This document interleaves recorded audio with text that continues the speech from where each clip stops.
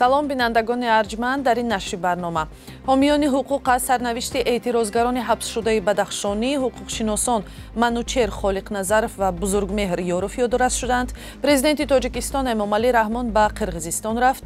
дар суғд ба нишасти вазоратҳои корҳои дохилии Русия ва Тоҷикистон омода мешаванд ва дар Нью-Йорк ду ҳуқуқшиносеро ҳабс карданд ки барои паноҳандагон аз СССР-и собиқ парвандаҳои дурӯғин омода мекарданд. Президенти Украина Владимир Зеленский аз паймони НАТО дархост намуд дар бораи сарнавишти Украина дар ин созмон тасмимашро мушаххас кунад. рӯзи панҷшанбе аснои суҳбат дар мулоқоти раҳбарони кишварҳои узви шӯрои сиёсии ҷамъияи Аврупоӣ дар Молдова Зеленский гуфт, кишвараш ба узвият дар НАТО омода аст ва паймон моҳи оянда дар мулоқоти Вилнюс бояд дар бораи узвияти Украина дар НАТО қарорашро эълон кунад. дирӯз бар асари оташборони шаҳри Киев 3 нафар ва аз ҷумла як тифл ба ҳалокат расиданд. мири Киев Виталий Кличко маҷбур шуд тамоми чорабиниҳои бахшида ба рӯзи байналмилалии ҳифзи кӯдаконро лағв кунад.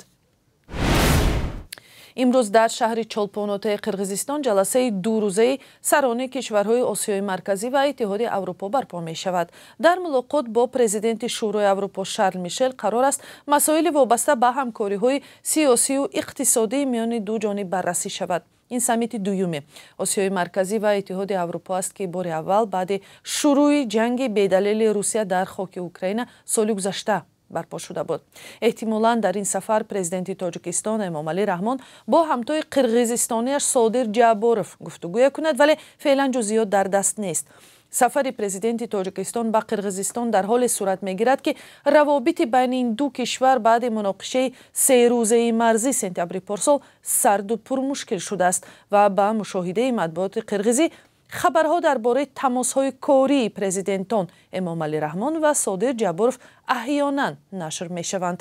вебсайти президенти Тоҷикистон хабар дод ки Эмомалӣ Раҳмон ҳамроҳ бо вазири корҳои хориҷӣ, вазири рушди иқтисод ва савдо ва дигар мақомот сафар кардааст.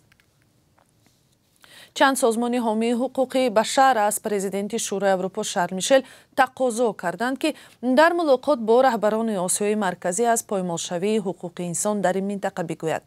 дар як нома аз созмонҳои ҳамкории байналмилалӣ барои ҳуқуқи башар, бюрои байналмилалии Қазоқистон барои ҳуқуқи башар ва ҳукумати қонун, бунёди шукуфоии ҳуқуқӣ, ташаббуси Туркманистон барои ҳуқуқи башар ва анҷумани ҳуқуқи башари Осиёи марказӣ аз Шарл Мишел хостанд ҳалли масоили калидии ҳуқуқи башар ва дастёбӣ ба пешрафтро дар ин бахш шарти ҳамкориҳои Иттиҳоди Аврупо бо минтақа шуморад. ин созмонҳо дар баробари сарнавишти фаъолони зиндонӣ дар кишварҳои дигари Осиёи марказӣ аз саркӯби эътирозгарон дар вилояти Мухтори Кӯҳистони Бадахшон соли 2022 ва маҳкумияти ҳомии ҳуқуқи инсон Манучер Холиқназаров ба 16 соли зиндон ва ҳам сарнавишти Бузургмеҳр Ёров ёдовар шуданд ки соли 2015 ҳабс ва ба 28 соли зиндон маҳкум шуда буд. салом, агар хату хабар мехоҳед мо дорем. навиди бомдодӣ, сархати хабарҳо, ахбори Тоҷикистон ва ҷаҳон, гузоришҳо ва таҳлилҳо. чӣ мегузарад ва чаро?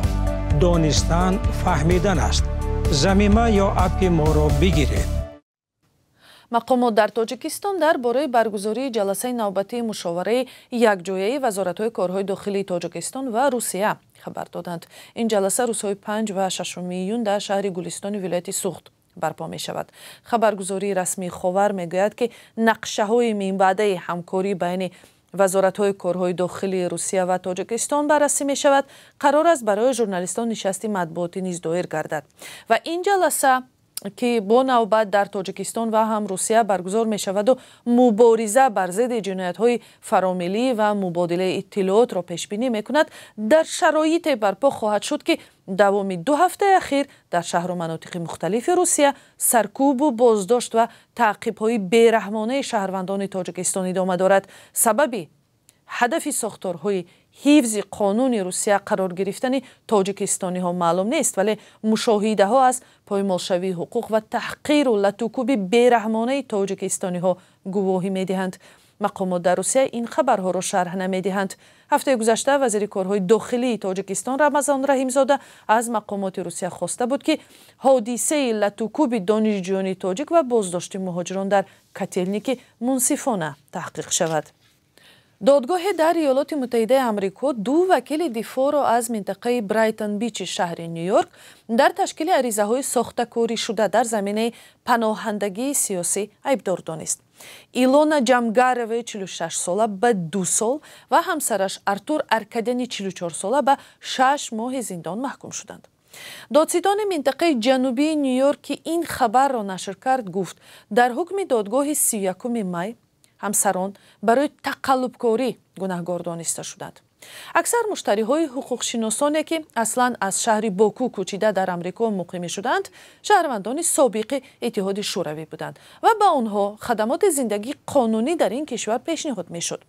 حقوقشناسان به مشتری‌های خود پیشنهاد می‌کردند که درباره آنها روایت قانونی گویا مورد تعقیب قرار داشتنشان در وطن ساخته شود. جامگارova و ارکادیان در دادگاه تنها یک حالت قانونشکنی را اعتراف کردند. این جفت حقوقشناسان فوریه سال 2021 بازداشت شد و آن زمان همراه با آنها اینچنین کارمندان شرکت دیگری حقوقی با نام روسکای امریکا هم دستگیر شده بودند. و حالا قرب اسعار برای امروز 2 ایون بانک ملی قرب 1000 روبل روسی را برای امروز 134 سومانی و 50 درم، 1 دلار آمریکایی را 10 سومانی و 91 درم و 1 یورو را 11 سومانی و 68 درم معین کرده است. قرب پول در بانک‌های تجارتی میتواند کمی دیگر باشد. این بود سرخط چند خبر این ساعت. 4 ساعت بعد در اخبار آزادی وا میخوریم.